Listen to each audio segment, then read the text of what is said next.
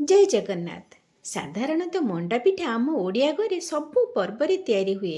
सुतु सर्वत गुरुवार माँ लक्ष्मी प्रिय ये चाउल मंडा पिठा। आगक आसुची पुष पूर्णिमा।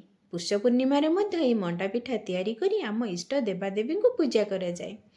जेनेराली मंडा पिठाटी आम चाउल चूना किंबा चाउल बटा को जंती तार खली तैयारी करी पूर दे मंडा पिठा तैयारी हुए।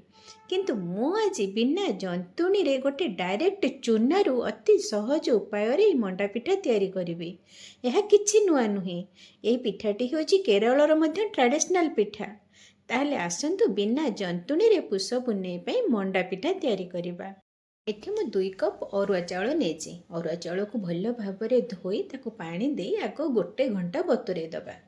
गोटे घंटा बतुरला परे बर्तमान एक गोटे छणा को बाहर करी पानी तक निगाड़ी दबा।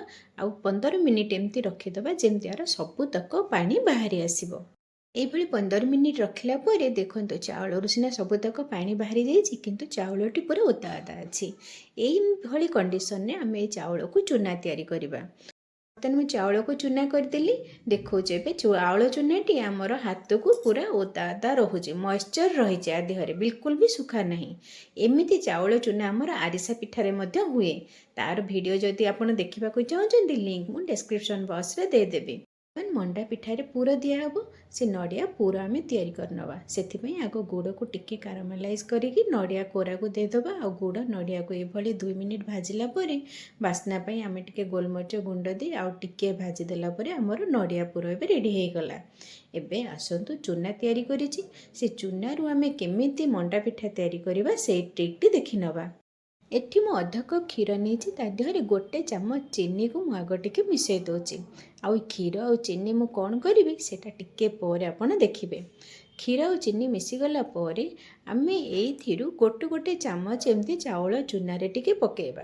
कारण आमर चाउल चूनाटा जो आम डायरेक्ट मंडा पिठा तैयारी करबा से यही मॉइस्चर रे आम चाउल चूनाटा सिझिबो आमर मंडा पिठाटी बढ़िया भाबे हम।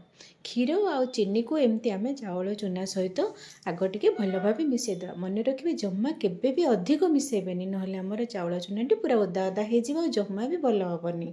मिसेदेला आमे ताकू एमती छणारे पूरा भल कि छाणीदबा जेमती जमा और किसी बिंडा रही आ सबू क्षीर चीनी जेतक सब मॉइस्चर रही सबू चाउल चूना मिसिकी से गोटे परफेक्ट चाउल चूना हो। ये मु लुण अल्प टिके पकई जोटा कि सुटिंग करने को मुझे भूली जाइए। आपण अल्प टिके नाकू लुण पकेबे। तापर मुझे गोटे छोट गिना नहीं छोट गिना को आग टिके तेल ग्रीस करनवा। गिनारे तेल ग्रीस हो गला ये चाउल चूनारू आम एमती 2 चामच नवा। हल्का हल्का प्रेस करवा जमा भी अधिक प्रेस करेनि नहले आम मंडा पिठाटी टाण हो। हल्का हल्का प्रेस करी अधा पर आम टिके नड़िया पूर दबा आ पुणी उपरे आउ अल्प टिके नाकू चाउल चूना एमती दे बाउलटी को फुल कर नवा। वर्तमान मु गोटे धला कपड़ा को ओदा करके रखी यार ऊपर पटे आम एमती कभर करके रखीदबा। देखो मु केमती कभर करुच्ची ये हो गला। एपटे मु ऑलरेडी गोटे स्टीमर रे पानी देई ताकू पूरा गरम करी स्टीम कर देछि। आमे जो चाउल चूना को एमती रखी थिले ताकू आनी के आमे स्टीमर रे रखिबा आ मीडियम फ्लेम रे 15 मिनिट पर्यंत आमे ताकू कुक करिबा। 15 मिनिट पर मु कभर खोलिकी देखौछि आमर प्राय एटा हो जाइथिबो। तो केमिति जानिबा ताकू आग गरम गरम आग गोटे प्लेट को बाहर कर आनिबा। गरम अच्छी तेणु आ गोटे टर्किश धरिकी आपन ताकू बाहर करेंगे। टिके हल्का ठंडा है पूरा ठंडा होगा को देवेनि नहले एटा कपड़े लाखिक आम मंडा पिठाटी भांगी जीवो। तेणु हल्का गरम थिबो आमे से समय कपड़ा खोलिबा आ मंडा पिठा को आमे बाहर करवा। देखंतु केते सुंदर मोर मंडा पिठाटी बाहरी आसुची। जदि ठंडा हो जिवो एमती कपड़ा दिहरे आमर मंडा पिठाटी लागी जीवो भलरे बाहरिबोनी। हल्का उषुम रे बाहर करदेले बढ़िया बाहरी जीवो। देखिले ना बिना जंतुणी रे आमर केमिति मंडा पिठा तैयारी हो गला। सुंदर भी दिशुची सॉफ्ट मध्य हेची। देखंतु तो मु एबे प्लेटिंग करके देखौछि केते सुंदर आमर मंडा पिठा गुडी को हे जायछि। जदि आपण मंडा पिठा करिया पय भाबुचंदी बिल्कुल भी ओरिड न होई एभली मंडा पिठा तैयारी करंतु। घरे तैयारी करिवे आ केमिति हेछि कमेंट्स रे जणेबे। जदि भल लागिला सांग मानक सहित शेयर करदेबे। हाँ चैनल को जदि सब्सक्राइब करि नांती निश्चय हसी की सब्सक्राइब करिवे और लाइक बटन प्रेस करदेबे।